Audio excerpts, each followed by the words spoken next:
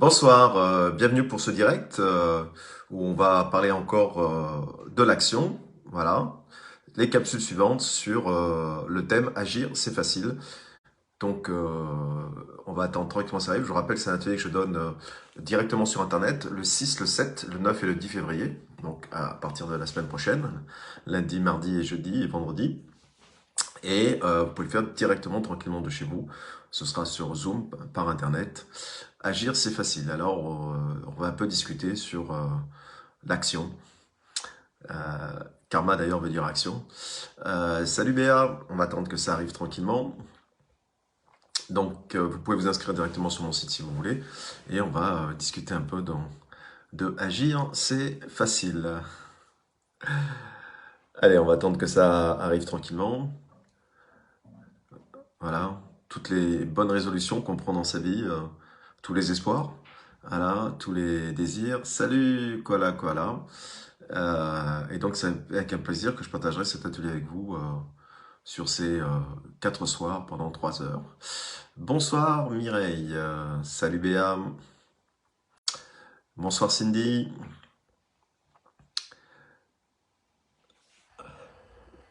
Alors, on a fait déjà un petit atelier de questionnement la dernière fois sur une capsule et donc on va continuer. Donc, on va traiter de thèmes ce soir dans le fait de agir, c'est facile, dans le fait de l'action, de ne pas procrastiner, salut Karine, d'aller vers son désir, ou vers son changement, vers sa transformation, ou vers son objectif. D'accord. Euh, Alors, je vais vous poser une question. Salut Laurette, salut Cindy, ça arrive tranquillement. Voilà, on va commencer un peu cette petite capsule par une question. À votre avis, quelle est la différence entre le fait que il y a deux personnes qui vont suivre par exemple la même formation, qui vont avoir le même savoir, et qu'il y en a une qui va avoir des résultats par rapport à ce savoir-là et une autre pas. Voilà.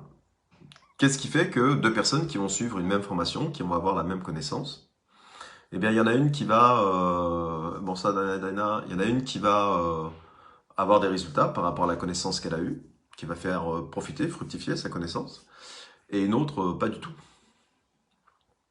Alors voilà une question intéressante. Vous avez 4 heures. Alors j'attends quelques réponses là. Bonsoir Patricia, salut Laurence. Voilà. Et c'est peut-être pas ce que vous pensez, c'est ça qui va être intéressant. Alors, il y a plusieurs facteurs, mais il y a deux facteurs importants. Elle est plus réceptive. Ah, ça peut être une piste intéressante, Karine, ça veut dire quoi, plus réceptive?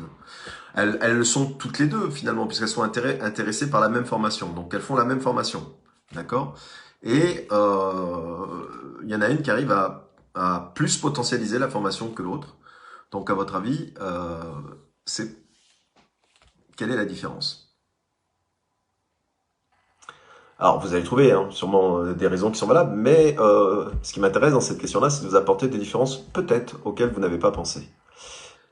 Elle n'est pas faite pour faire ça. Alors, si elle n'est pas faite pour ça, faire ça, pourquoi elle fait la formation? La personnalité, ça peut être une piste, mais on pourrait préciser. C'est vrai, voilà. Ça demandait quelques précisions. Le plaisir d'expérimenter et de faire. Ah, ben, on voit que tu as déjà fait l'atelier, toi.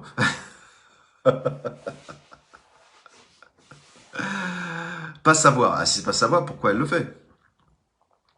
Oui. Euh, alors, Béa vous a déjà donné une piste. C'est le plaisir. Entre deux personnes qui suivent la formation, celle qui a le plus de chances eh bien, de fructifier la formation, c'est celle qui éprouvera le plus de plaisir à être dans la formation et à faire la formation. Parce qu'elle a fait un choix de plaisir et non pas juste de le sujet m'intéresse. Pas que, en tout cas. D'accord? Donc ça veut dire que la personne aura une énergie, une envie, on peut même dire une motivation si vous voulez, qui sera complètement différente parce que le fait simplement de faire la formation, eh bien, elle avait déjà du plaisir avant dans le sujet de la formation qu'elle utilisait. C'était pas juste de la curiosité ou je vais voir. C'était avant de faire la formation. Elle avait déjà du plaisir, elle vivait déjà le plaisir du thème de la formation pleinement. Ça, c'est un facteur qui est hyper important. Vous comprenez? Voilà. Si, et donc dans Agir, c'est facile, c'est ce qu'on va décortiquer chez vous durant cet atelier. Donc je rappelle, hein, c'est pour les dates, pour ceux qui arrivent, ceux qui sont arrivés, c'est le 6, 7, 9 et 10 février. Donc vous avez encore une semaine pour vous inscrire sur mon site si vous voulez. C'est sur 4 soirs de 3 heures. On va déjà redéfinir la notion de plaisir par rapport aux objectifs pour lesquels vous allez venir dans l'atelier. D'accord? Comme je l'ai dit, il y a des gens qui me disent j'arrive pas à agir dans ce domaine-là, j'arrive pas à agir dans ce domaine-là, j'arrive pas à devenir ça, j'arrive pas à être ça ou j'arrive pas à faire ça. Et donc on va aller chercher la notion de plaisir et de joie. C'est un facteur qui est très très important et que les gens oublient souvent parce qu'on est toujours dans le je dois, il faut que. Et en fait c'est ça. Et souvent les gens sont très étonnés dans l'atelier parce que souvent ils trouvent le plaisir là où ils pensaient pas.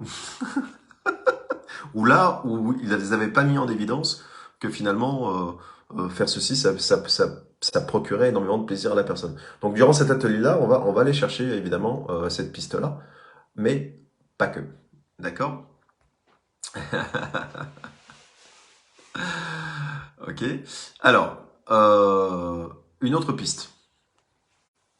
Une autre piste. À votre avis, quelle autre attitude, comportement va faire la différence entre les deux? Une qui va potentialiser sa formation et l'autre pas. Alors, ce qui est intéressant, c'est qu'avec l'atelier que je donne, tout le monde va potentialiser l'atelier Agir, c'est facile, puisque vous allez être dedans et je vais vous donner tout de suite les conditions et la structure pour que l'atelier soit optimum tout de suite, puisque vous allez avoir la connaissance pour le rendre optimum. Donc c'est déjà beaucoup de temps de gagner, et quand vous aurez ce schéma, cette structure, vous aurez compris ça, et bien ça va vous servir à vie pour tous les futurs objectifs et les futures formations que vous allez faire ou choisir. La deuxième chose, c'est quoi?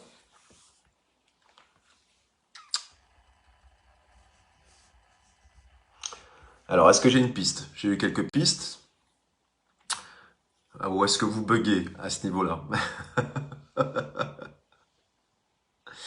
Eh bien, la différence entre deux personnes qui va réussir à atteindre ses objectifs et qui va agir facilement, c'est une personne qui s'autorise à se faire aider, qui s'autorise à se faire accompagner, qui s'autorise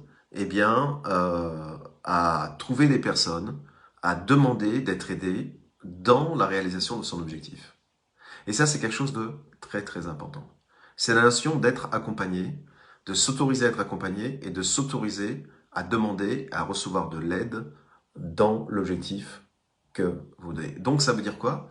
Ça veut dire quelque part, atténuer de vouloir tout contrôler et de penser que tout dépend de vous. Non, tout ne dépend pas de vous dans l'action.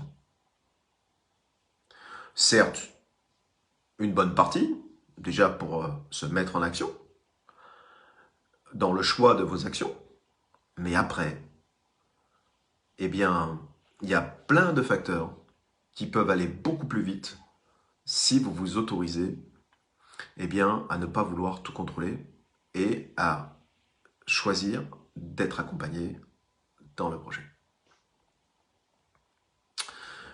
Et c'est de là qu'est sortie cette phrase-là.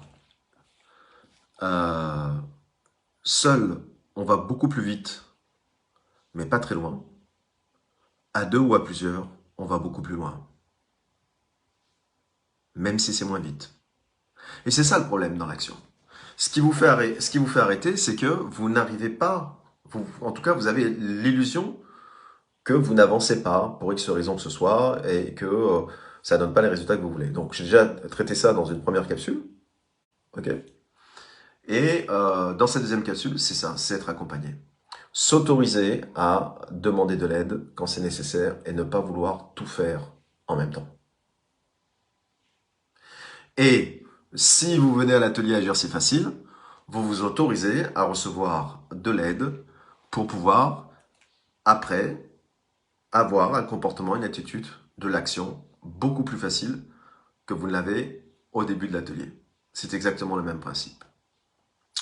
Les gens qui réussissent, c'est les gens qui savent, et bien quelque part, réguler leur volonté de contrôle et laisser une part d'autonomie aux autres pour aller plus vite. Et donc ça, on va apprendre ça aussi dans l'atelier. Comment le faire, où ça commence, où ça s'arrête, et quels sont les avantages de le faire et à quel moment. D'accord? Dans l'action. Ok? Alors, le premier facteur, qu'est-ce qui fait que, je vais vous donner ça dans la capsule, mais on va voir ça dans l'atelier aussi, d'accord? Eh bien, il y a 5 facteurs qui fait que vous avez du mal à agir. Il y a 5 facteurs qui fait que c'est compliqué pour vous d'aller jusqu'au bout ou d'atteindre vos objectifs ou vos résultats ou votre transformation intérieure. Alors, je ne vais pas traiter tous les 5 ce soir, on fera une autre capsule. J'en garde un peu pour demain. Je vais déjà parler d'un premier facteur. Souvent, et je peux vous dire que ça m'arrive à aller 9,9, je ne sais pas si ça existe, sur 10 personnes que j'accompagne dans la réalisation de leur objectif, eh bien, n'ont pas une vision claire de ce qu'ils réalisent faire. C'est un manque de clarté. Et quand je dis c'est un manque de clarté, les gens ne peuvent pas ou ne savent pas bien définir qu'est-ce qui est le plus important pour elles. Et croyez-moi, c'est une chose incroyable. Les gens n'arrivent pas à trancher, à mettre une hiérarchie dans ce qui est le plus important. Tout leur paraît important. Tout leur paraît fondamental. Tout leur paraît, ben oui, il faut que je fasse ça, puis ça, puis ça, puis ça, puis ça, puis ça, parce que sinon, j'y arriverai pas. Eh ben non. En tout cas, pas tout en même temps. Et donc ça c'est, mais je peux vous dire que c'est à tous les niveaux, que ce soit au niveau relationnel, que ce soit au niveau professionnel, que ce soit au niveau sentimental, que ce soit, les gens ont du mal à mettre une hiérarchie dans leurs priorités. Et ça c'est un facteur qui est très très très très important. C'est primordial. Vous ne pouvez pas tout faire en même temps et vous ne pouvez pas tout avoir en même temps. C'est fondamental. Mais je peux vous dire que je rencontre très peu de personnes dans ma vie sur la quantité de gens qui ont l'attitude et le comportement à le faire et à trancher rapidement et à dire ça, je verrai après. Et pourtant, quand je vous dis, ça paraît tellement évident, mais personne ne l'applique. Personne.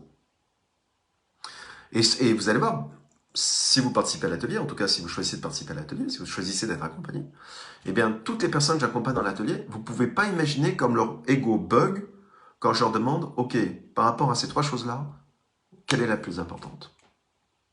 L'ego bug, carrément. Attends, là, il me demande de faire un choix, mais... Béatrice, oui, c'est difficile de pas quand on a déjà appris à faire là. Et ça, c'est une clé hyper importante que vous allez apprendre dans l'atelier.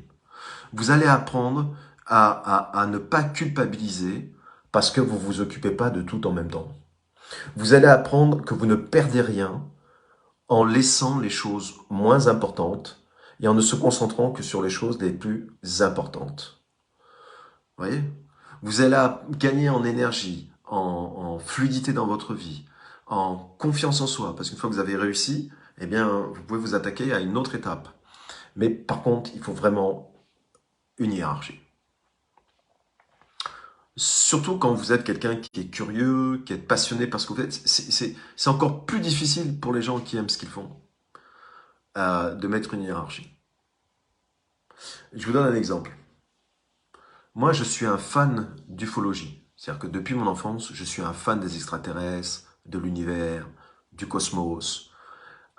Si vous pensez que c'est une de mes grandes passions, c'est pas la plus grande, mais je dirais que c'est la deuxième. C'est la deuxième plus grande. L'univers me fascine. Comment il fonctionne, le champ quantique, ça me fascine. Je suis vraiment fasciné par ça. Mais, à un moment donné, j'ai dû faire des choix, des priorités. Parce qu'il n'y a que 24 heures. Je n'ai que 24 heures, comme tout le monde, dans une journée. Et à un moment donné, j'ai dû faire un choix. Et j'ai dû faire des choix entre mes plus grandes passions. Parmi mes nombreuses passions. Nombreuses, c'est beaucoup dire, hein. Il y en a trois, hein. C'est pas non plus... voilà. Mais parmi ces trois passions-là, j'ai dû me dire, ok, et ça c'est le temps. C'est le temps qu'on y consacre. D'accord? Et donc, si vous voulez, euh, vous le savez, vous le dites mentalement, dans la vie, il faut faire des choix. Combien de fois vous vous êtes dit cette phrase-là? Combien de fois vous l'avez dit à un ami ou une amie? Combien de fois vous l'avez dit à quelqu'un? Combien de fois peut-être vous l'avez dit à vos enfants?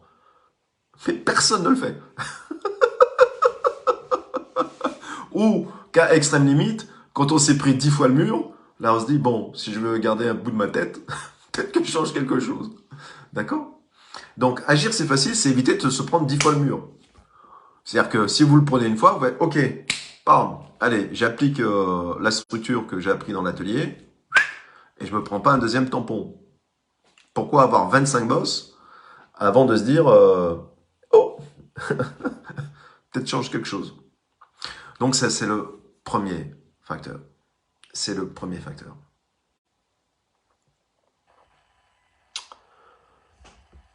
Je vais vous poser une question. Qu'est-ce qui est le plus important pour vous dans la relation amoureuse? Quand vous décidez de vivre avec quelqu'un ou que vous aimez quelqu'un, qu'est-ce qui est le plus important pour vous?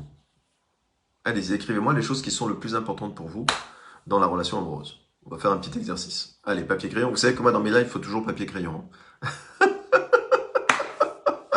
Faut pas venir à un live de Frank Vandenbroek sans un papier et un crayon. Voilà, grosse erreur. On y va.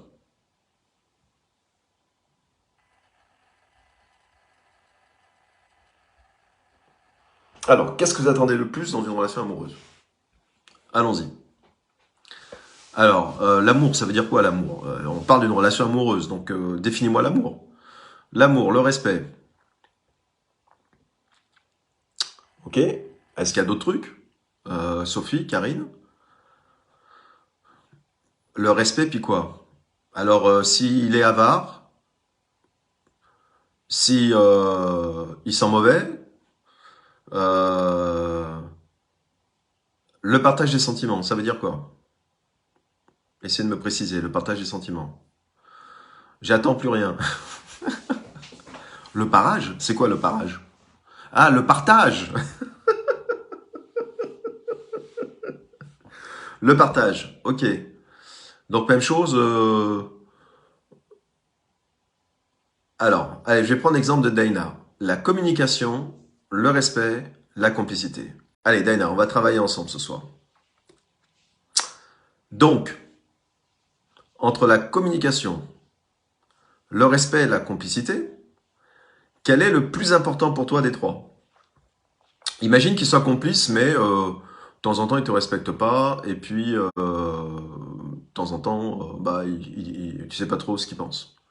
Ou imagine qu'il te respecte, mais qu'il parle pas beaucoup. Tu sais jamais ce qu'il pense.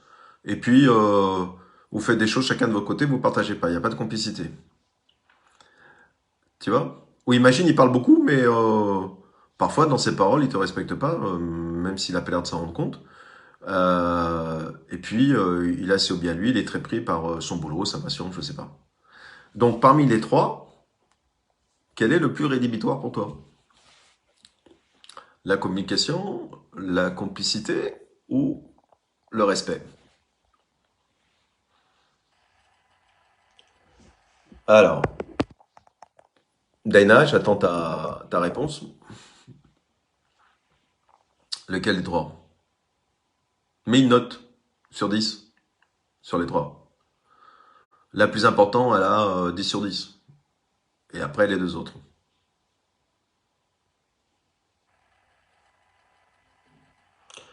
Bah non, pas les trois.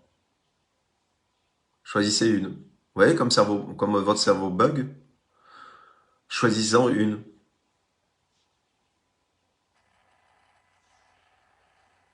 Quelle est la plus importante? Le manque de respect. Voilà. Donc ça veut dire quoi, Daina? Ça veut dire que tu pourras rencontrer quelqu'un. qui te respecte énormément, mais qui n'est peut-être pas très communicatif. Mais il te respecte, il va te montrer des marques de respect, mais ça passera pas par la communication. Et puis ça passera pas forcément par la complicité non plus. Mais le respect, le gars, il est au top du top.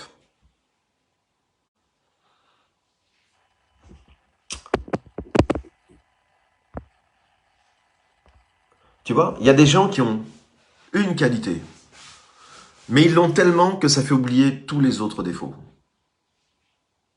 Et si cette qualité-là, c'est la plus importante pour toi,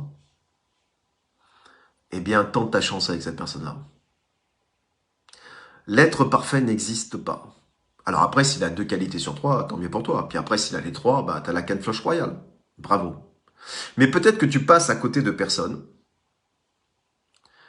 qui ont cette qualité-là de respect dans leur attitude, dans leur comportement, dans la façon de faire, et que les autres sont moindres. Et si jamais, je dis pas que c'est toi, hein, là je parle en général, eh bien peut-être que vous passez à côté d'une belle histoire. Eh bien, c'est exactement la même chose dans le fait d'agir. Et donc ça veut dire que il est important de se focaliser sur un truc. Et ça n'empêche pas qu'après, dans l'évolution de ton couple avec cette personne-là, eh bien que tu la rends un peu plus perméable à la communication et à la complicité, puisque tu as déjà la base du respect, et donc peut-être que tu vas lui apprendre, ou tu vas lui montrer qu'il peut communiquer un peu plus, qu'il peut quelque part avancer là-dedans, ou qu'il peut quelque part avancer dans la complicité. Peut-être qu'on lui a pas appris, peut-être qu'il sait pas. Mais tu as déjà une base, un socle fondamental qui est le plus important pour toi. Et à partir de là, tout est possible. Et donc, si tu veux, c'est la même chose dans vos objectifs. Oui. C'est toujours one. Je vous donne un autre exemple, que j'avais vu ça dans un film que je donne souvent, dans mes accompagnements. C'est l'histoire de 3 femmes qui sont... c'est un film français d'ailleurs, je ne me rappelle plus le titre. C'est l'histoire de 3 femmes qui sont dans la quarantaine et on raconte un peu leur vie. Voilà. Et puis elles sont sur un banc. Et puis elles parlent de leur mari, de leurs époux, de leur amant, enfin peu importe, voilà. Et puis elles parlent de leur mari. Et puis ces 3 femmes-là, elles parlent à tour de rôle de leur mari, ce qui peut-être les énerve chez leur, comme attitude, chez leur mari, comme ça. Et puis il y en a 2 qui se retournent à un moment donné vers la troisième et qui dit, bon, euh, bon ton mari, ouais, on peut le dire, parfois il est con quand même, tu vois. Parfois il est un peu con, hein. Et elle se retourne vers ses 2 amis et elle leur dit, oui, vous avez raison, mais c'est mon con à moi. Vous comprenez ça? Vous avez raison, parfois il est con, mais c'est mon con à moi. C'est une superbe phrase. Ça veut dire que elle s'en fout. Elle le sait que parfois il est con. Elle s'en fout que ses amis lui disent qu'il est con. Parce qu'elle a basé sa relation amoureuse sur une qualité primordiale qu'il avait et que c'était cette qualité-là qui était la plus importante dans sa relation amoureuse. Vous comprenez? Et si vous n'arrivez pas à avancer et à agir facilement, c'est que vous n'avez pas défini clairement ce qui est le plus important pour vous. Et dans cet atelier-là, je vous apprends facilement, rapidement, à définir ce qui est le plus important pour vous dans l'objectif ou dans le changement, quel que soit le département que vous désirez. Et après, on va apprendre à se concentrer sur la réalisation de ce qui est le plus important pour vous. Ça, c'est la première clé fondamentale. C'est celle qui va vous faire travailler le plus le cerveau. L'ego va bugger complètement. Il va dire « What? Qu'est-ce qu'il me demande ce Franck? What? Moi je veux tout. Je veux tout et je vais tout faire partout et je veux que tout réussisse. » Non, non. Non, non, ça c'est... Il y en a qu'un qui sait faire ça sur Terre. C'est le génie dans la lampe d'Aladin. Si vous avez la lampe, tant mieux. Si vous l'avez pas, ça ne marche pas comme ça. Est-ce que vous avez des questions par rapport à ce que je viens de dire? Vous voyez? Ça tombe bien parce que finalement, on est tous le con de quelqu'un. Donc, tant qu'on est le con à la personne, tant mieux.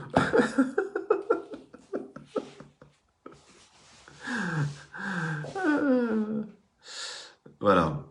Donc, n'hésitez pas si vous voulez apprendre vraiment à agir rapidement, à moins procrastiner, à vous poser moins de questions. Vous allez découvrir plein de choses dans cet atelier, des prises de conscience et avec des exercices très pragmatiques. Eh bien, vous allez vous transformer. Donc, je répète les dates pour ceux qui sont arrivés, je sais pas, parce que parfois ça rentre, ça sort dans le live. C'est le 6, le 7, le 9 et le 10 février sur Internet, tranquillement de chez vous. Vous allez être avec moi, en privé, avec Bibi, et on va faire tout ça. Voilà, donc ça m'intéresse de vous donner cette clé-là, euh, parce qu'elle est hyper importante. Voilà. Un miracle. Un miracolo.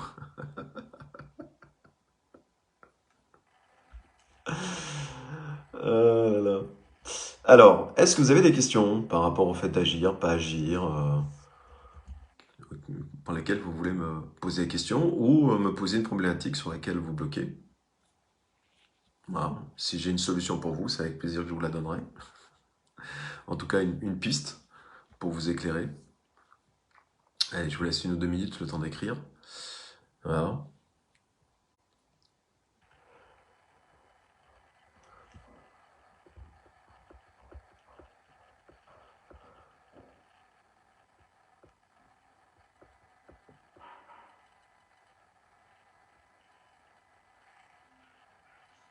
Pourquoi passer de l'action à la procrastination, Nadine? Et pourquoi pas? Parce que tu es une créatrice. Et donc, tu es descendu sur Terre pour expérimenter et pour créer. Tu es une créatrice. On t'a donné tous les éléments, même corporels, mental, émotionnel, énergétique, pour créer des choses. La meilleure des raisons que je peux te donner, Nadine, c'est que, et c'est une phrase que vous avez peut-être lue déjà dans votre vie, alors je vais un peu la déformer, hein, je ne vais pas la réciter telle quelle, c'est que si le monde auquel tu appartiens ne te plaît pas, sache que tu es venu pour créer un monde qui te plaît.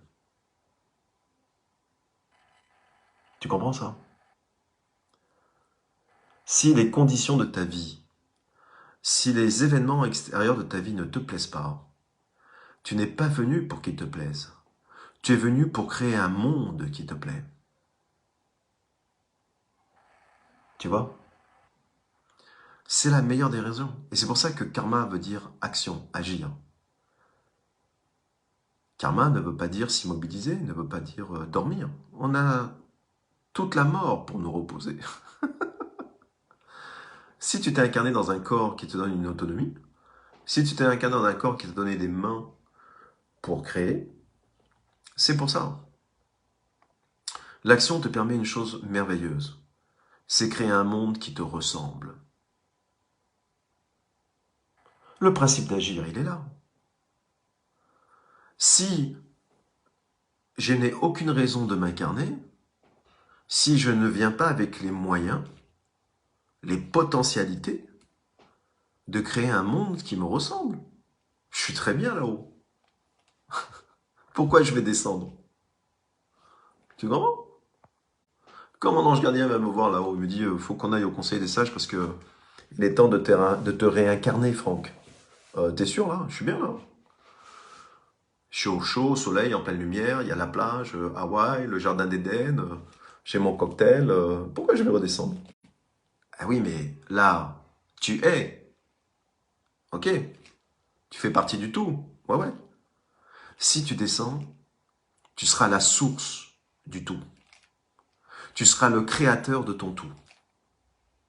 Là, ça devient intéressant. Ah, donc si je descends, tu peux dire que je pourrais jouer mon propre créateur, je pourrais être Dieu, je pourrais être mon propre Dieu, je pourrais faire un environnement, un monde qui me ressemble. Bah ouais. Ah, intéressant, vas-y. Montre-moi un peu la croisière. Je vais voir les conditions du voyage. Est-il vrai qu'on est passé par toutes les époques de la vie, que ce soit en homme ou en femme? Oui, possible. Alors, peut-être pas. Ça dépend si tu es une jeune âme ou une vieille âme. Ça dépend du nombre d'incarnations que tu as eues. Mais il y a de fortes probabilités que... Mais n'oubliez pas qu'il y a des jeunes hommes qui s'incarnent tous les jours aussi, qui n'ont pas le même temps de... qui n'ont pas eu le même nombre d'incarnations que vous. D'accord? Donc c'est pour ça. C'est pour ça que pour moi c'est un atelier qui a une grande importance à agir, c'est facile. Parce que pour X raisons que ce soit, vous comprenez? Si vous ne vous autorisez pas, si vous ne choisissez pas de créer un monde qui vous ressemble, eh bien vous allez subir ce monde-là. Vous le subissez. Et vous aurez beau penser à ce monde-là, tirer les plus grandes théories dans votre tête, trouver les plus grandes raisons pour lesquelles vous le subissez, ben si vous n'agissez pas, vous ne le changerez pas. Vous comprenez? C'est tellement évident. Si vous fréquentez, quand vous avez des enfants, moi quand j'ai eu des enfants, quand j'ai eu des enfants, voilà, mes enfants, je faisais attention qui ils fréquentaient. Et les parents ont tous fait ça. Si je voyais dans ses amis des amis qui ne me plaisaient pas, je me disais, mon fils se coupe d'une qualité de création. Il va subir, pour X croyances qu'il a, des personnes qui ne lui conviennent pas. Et donc il va subir un monde qui ne lui convient pas. Alors il n'en a peut-être pas la conscience. Donc c'est mon rôle de père de lui dire, hey, je ne suis pas là pour te dire, tu peux être ami avec lui ou ami avec lui. Mais je suis là pour t'éveiller ta conscience, se dire, hey, dans tous les amis que tu as, lesquels te permettent de créer un monde qui te ressemble. Et lesquels, c'est pas méchant, mais qui ne te permettent pas, parce qu'ils sont différents, de créer un monde qui te ressemble. Et donc, donne-moi une seule raison valable pour rester avec des personnes qui ne peuvent pas t'aider à créer un monde qui te ressemble. Quel est l'intérêt pour toi?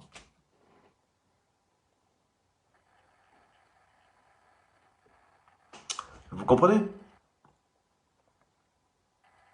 Et c'est pour tout la même chose.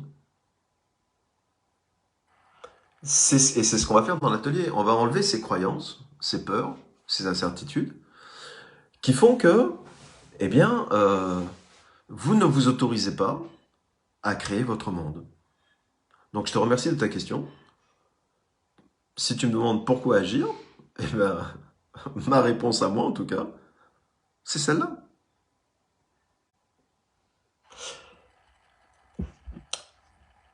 Quand j'étais jeune, quand j'étais jeune adolescent, j'agissais pour me prouver des choses. J'agissais pour tester mes limites. J'étais toujours proactif, très actif. Je suis un hyperactif de naissance. Donc j'agissais pour expérimenter où est-ce que ça allait réussir, où est-ce que ça allait casser, où est-ce que j'allais me prendre le mur, où est-ce que j'allais réussir à être champion du monde et passer par-dessus le mur. Donc je me testais. Donc c'était un élan primaire de vie, de connaître mes limites. Donc j'agissais, je me posais pas de questions. Franck, tu sais, faut pas aller là. Ah, ça va être intéressant. Oh Franck, je pense pas que tu vas réussir là. Ah, tu crois? Attends. Hop. Et puis, la vie, l'expérience, comme tout le monde. Un jour, petit à petit, avec l'aide aussi de mes guides, de mon ange gardien et de personnes que j'ai croisées, qui m'ont montré une autre conception de la vie, qui m'ont initié, et qui m'ont dit, tu sais Franck, est-ce que tu as encore quelque chose à te prouver après tout ce que tu as tenté dans ta vie? Question très intéressante. Ben, finalement, non. Parce que ce que tu fais, c'est de la répétition. Ok? Tu t'es prouvé que tu as réussi à faire ça, tu t'es prouvé que tu as réussi à faire ça, tu t'es prouvé que tu as réussi à faire ça. Après, c'est que la forme qui change. Ou la quantité. Et donc, dans les maîtres que j'ai rencontrés, dans les messages de mes guides, à un moment donné, on m'a dit, mais si tu mettais la même énergie pour créer un autre monde, un monde qui a ta vibration. Ah ouais? Bah oui, puisque tu n'as plus rien à te prouver. C'est le bon moment. It's the right time. Tu as expérimenté beaucoup de choses. Est-ce que tu crois vraiment que tu as besoin de te prouver encore quelque chose? Non. Essaie l'énergie. Essaie une nouvelle forme d'énergie de créer un monde qui te ressemble. Et de non pas de lutter contre un monde que tu trouves qui ne te ressemble pas.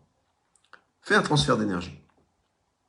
Au lieu de te battre contre vents et marées, contre le courant de l'eau, et puis à coups d'épée essayer de couper l'eau, si quelque part, eh bien, tu crées un monde qui te ressemble. Tu ranges l'épée, voilà. Tu as été un guerrier, bravo, félicitations Franck, c'est bien. Voilà, t'es bien cabossé, t'as pris des coups en pleine gueule, t'as eu des victoires. Ok, parfait. Voilà. Mais maintenant, là, avant de quitter cette terre, quelle trace de lumière tu désires laisser? Quel, quel, euh, quel monde tu désires laisser derrière toi? Et c'est ça qui est important. C'est pour ça qu'agir, c'est important. Agir, c'est super intéressant quand vous pensez, tiens, je suis rentré dans un monde, je suis né, telle année, telle heure, et le monde m'a accepté comme j'étais, et j'ai découvert le monde. Entre le jour de ma naissance et le jour de ma vraie naissance, quand je repartirai de l'autre côté, qu'est-ce que je vais laisser au monde derrière moi? Quelle transformation, et là on revient à la part du colibri, je vais laisser dans le monde? Je crois que la plus belle ambition pour un être humain incarné, pour moi, hein, c'est de laisser son monde à soi un peu meilleur que le monde qui nous a acceptés quand on est né. Et peu importe ce que c'est, peu importe que ce soit un mot d'amour en plus, peu importe que ce soit une caresse fraternelle en plus, peu importe que ce soit un sourire en plus, peu importe que ce soit que vous plantez un arbre en plus, peu importe que vous aidiez un ami en plus, ce un plus là change le monde. Pas besoin de faire de grandes choses. Faites des petites choses. Mais s'il y avait 7 milliards de gens qui faisaient 7 milliards de petites choses avant de rentrer de l'autre côté du voile, on aurait une très belle planète. Vous voyez? Et si j'ai créé cet atelier-là, fondamentalement, c'est pour que vous puissiez vous autoriser à réaliser cela. Pour que vous faites un grand nettoyage de vos croyances et de vos peurs par cet atelier-là, pour que vous laissiez, avant de partir, votre monde à vous. Ouais. Un petit peu plus, avec de lumière, d'amour, qu'au moment où vous y êtes entré.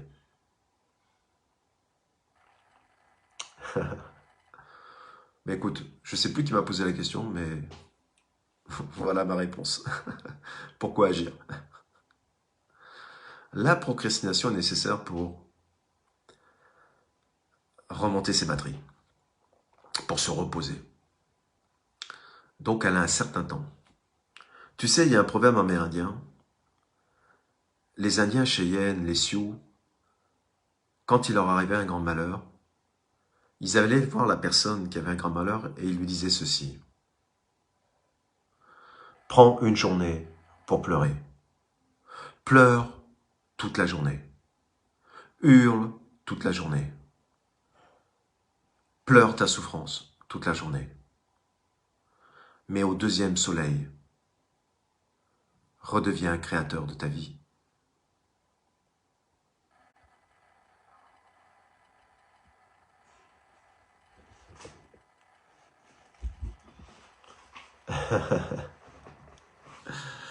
Ouais,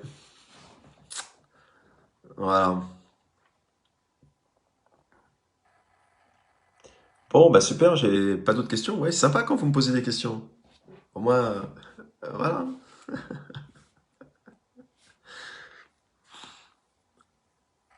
Et vous voyez, dans l'atelier Agir, c'est facile, on va pas parler de réussite, on va parler de changement intérieur. La réussite, ce sera la conséquence, mais ce ne sera pas l'objectif. La réussite vient quand tout est en place à l'intérieur. C'est un effet domino, ça vient tout seul. Les gens qui vous disent moi j'ai eu de la chance, eh bien ils ont raison, mais c'est des menteurs. Vous comprenez?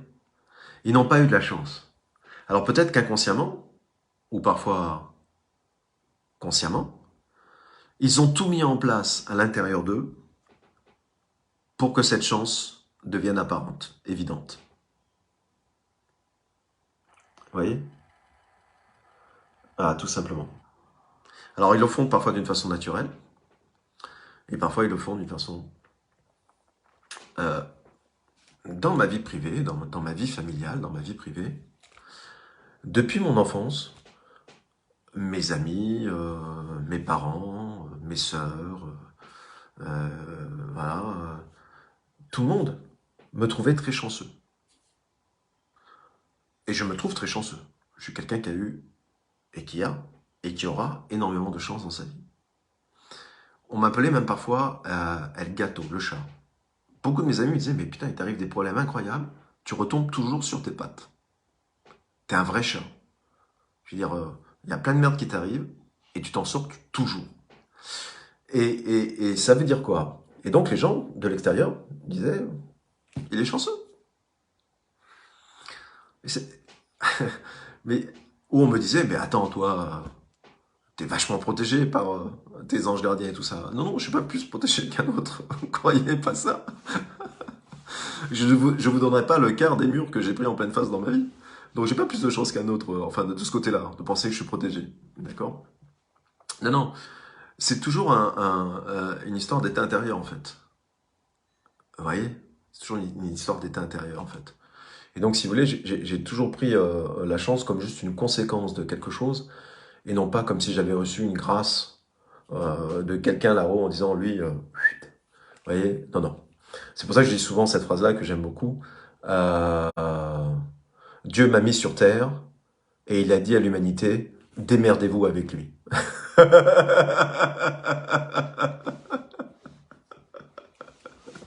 Voilà, tout simplement. Dieu m'a mis sur terre et il a dit à l'humanité, maintenant démerdez-vous avec lui.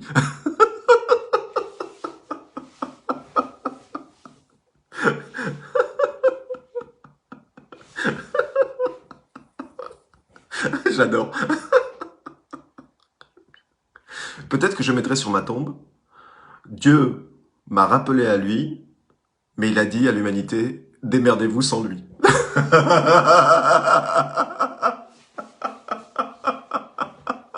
Ça ferait une belle épitaphe, ça. Maintenant, démerdez-vous sans lui.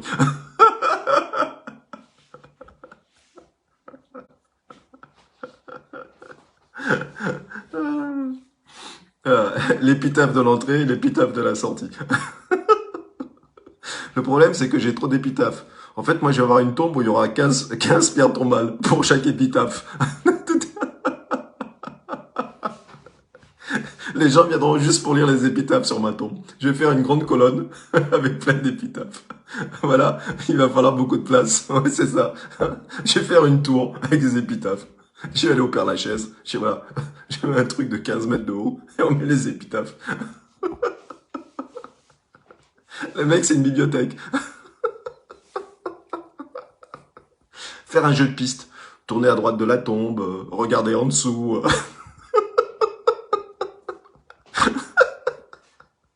Première porte à droite. Le mec, il se fait un appartement dans le cimetière. Avec des épitaphes. Oh chérie, t'as visité la salle de bain? La phrase est pas mal, hein?